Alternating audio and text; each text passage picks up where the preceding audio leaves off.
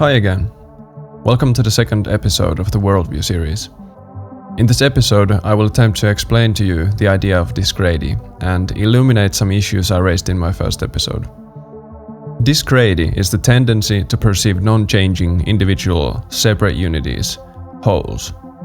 And no, I'm not talking about wholes, like the ones your interlocutor's arguments seem to always have in a debate.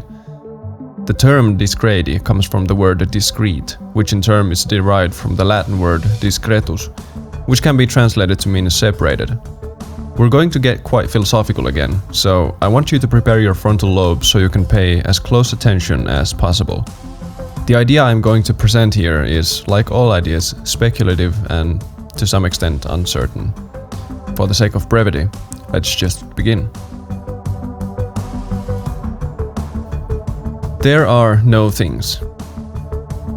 That's right, you probably heard me correct, but I'll reiterate. There are no things. Things don't exist. Now, I'm quite sure you want me to substantiate that, so what is a thing? A thing here refers to any actually or potentially perceivable object or entity. According to this definition, balls and cubes are things, trees and apples are things, humans are things, and so are thoughts and emotions, in some sense. Before I begin to justify this odd statement of there are no things a bit more, I have to lay some groundwork to provide you with the context. In metaphysics and ontology, what makes a thing is referred to with the term essence. Essence is the property or a set of properties that define a thing. Does a thing need its essence to exist, then? According to some philosophies, yes, while according to others, no.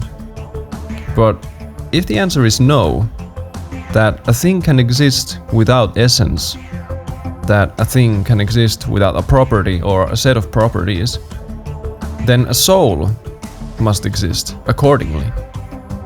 Unless we redefine what essence or existence mean. A thing stripped from its properties is nothing. Even empty space has properties. So, what would something look like, given it exists yet has no essence, no properties? Because souls have not been demonstrated to exist, and because quite frankly they make no sense, we'll carry on with the notion that without essence, nothing would be anything, not to mention even recognizing or speaking about an essenceless particular. Now, let's take a look at an example. What makes an apple an apple? An apple, for most people, is an apple because it has the properties of an apple. When something that we perceive has the properties associated with an apple, we recognize it as an apple, given it has those properties. Its shape, size, color, taste, smell, and so on. We also determine that something is an apple if it grows on apple trees. That is, we use the context of our observation to determine what something is as well. But as highlighted in my previous episode, an apple is not really a thing. Because everything in the universe is constantly changing, meaning that no thing is the same, that is, identical, at two different times. This means that no matter what thing you observe at any given time, that thing will be something different at any other time. Before you observed it, it was different, and after you observed it, it has become different. Let me explain by using this apple again as an example. An apple consists of parts, namely atoms. The atoms that make up the apple are, however, not unchanging or constantly still. The atoms that make up the apple are changing position, momentum, and character all the time, as are the parts that constitute the atom. This is why, over time, the apple rots and changes form. Even if you cannot perceive the change that occurs at the scale of nanoseconds, these small changes in the behavior of the atoms that make up the apple still occur. And if even one atom leaves the apple or changes in some way within the apple, then we would have to conclude that the apple has changed and is not the same thing as the apple was before. Expressed more logically, the properties of an apple at a time are not exactly identical to the properties of that apple at any other time. In other words, for any thing x, and apologies for the lack of cursive, fx at t1 is not equal to fx at t1 plus n. Which means that if we accept that the properties of a thing are the same as that thing, then x at t1 is not equal to x at t1 plus n. X at one time is not identical to itself at any other time. This idea that I've expressed so far concerns the properties of a thing through time. So what about two separate things that seem to be the same or identical at one time? This issue has already been answered in philosophical literature. The identity of indiscernibles is the idea which implies that there cannot exist two separate things that have the exact same properties.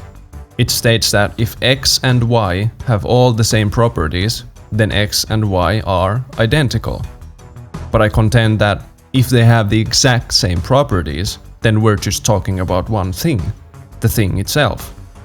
This would be equivalent to saying, this red ball is the same as this red ball because this red ball has the same properties as this red ball. It's completely redundant.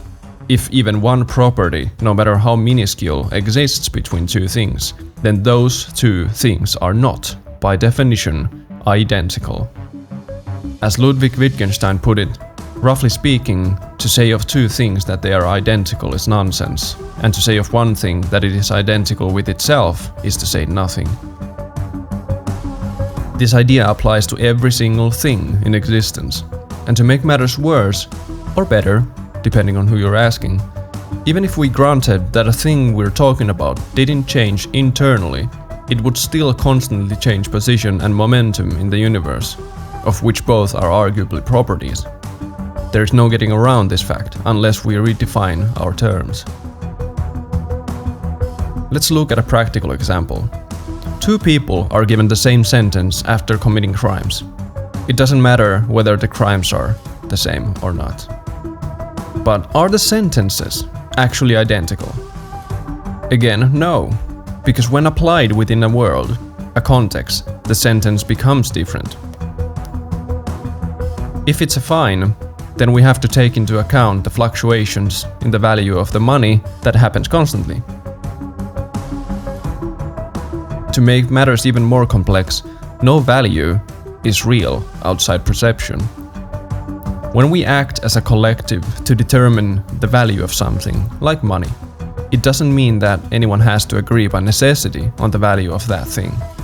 The value of money is not set in stone. $100 for one person cannot have the exact same objective value as $100 for another person, because objective value is a meaningless combination of words. More about values in another video. So what if the sentence is jail time? Well, then we must consider Einstein's theory of relativity, because the motions of these two people will differ during their jail time. It will, however, differ so little that it's impossible to perceive by mere human perception, but if these two people move at different velocities at all during their jail time, then thanks to special relativistic time dilation, time will pass differently for them, meaning that the sentences are not objectively identical. Once again, is the difference trivial? Depends on what is important to you. Even though I'm on some level splitting hairs, the important implication here serves to highlight the issue I explained in my first episode. Two separate things are the same only pragmatically, not theoretically. But for us, they are same enough to warrant calling them identical. So why do things appear to be the same to us? Why are two different apples apples to us? Because of utility, and, as some of you might have guessed, discreity. The human brain cannot possibly fit in all the details of the perceivable world, not to even mention the world we cannot directly perceive. Generalization into classes helps us form as expansive a worldview as possible. Without this generalizing and classifying tendency, we would be overwhelmed and would probably achieve nothing. Again, the brain is a pattern-seeking apparatus. We perceive similarities between things, and when those similarities are valuable to us, we lump those things together. The greenness of leaves and grass, the vastness of space, the rhythmicity of music, and the memeness of memes, of course. If our perception were less or more accurate, or if it allowed us to see things we don't now see, or if it made us blind to something that we're not currently blind to, we would likely categorize things differently. Wittgenstein said that the limits of my language are the limits of my world. But given the context here, I would contend instead that the limits of my perception are the limits of my world, and the limits of my world limit my language. Even if we cannot perceive constant change with a naked eye, that doesn't mean that everything isn't constantly changing. And even if two things appear to be the same, it doesn't mean that they are actually identical. Saying that human perception dictates the frames upon which the universe behaves is a value judgment, not a truth statement. It's equivalent to saying that to us, it's important that we speak about the world in a way that fits our perception, regardless of whether it fits the reality outside our perception. So why are there no things? Well, there kind of might be, sure, but things don't exist in the conventional sense. If X, where X represents any one thing, is not identical with even itself at any two different times, then what even is X? If we cannot prove that it is objectively true that something is the essence of X, then what we're stuck with is an ever-changing reality, where everything is a part of the totality of the universe, yet nothing is the same. Things might be, in other words, mere mental abstractions caused by Discreity. Along with the notions highlighted in my first episode, the human perception recognizes individual non-changing entities and categorizes them into a class based on observable yet arbitrary similarities called universals. This is why you can say, understandably, that there exists a tree in the yard, yet neither a tree nor a yard exist on their own, but only in the mind as generalizations projected on a fuzzy painting that attempts to map reality. No thing is a thing beyond human perception, but only a part of a constantly jittering flux that is the universe. If you stuck around until the end, thank you. If you enjoy content like this and want to support me, consider subscribing. Stay sane and see you next time.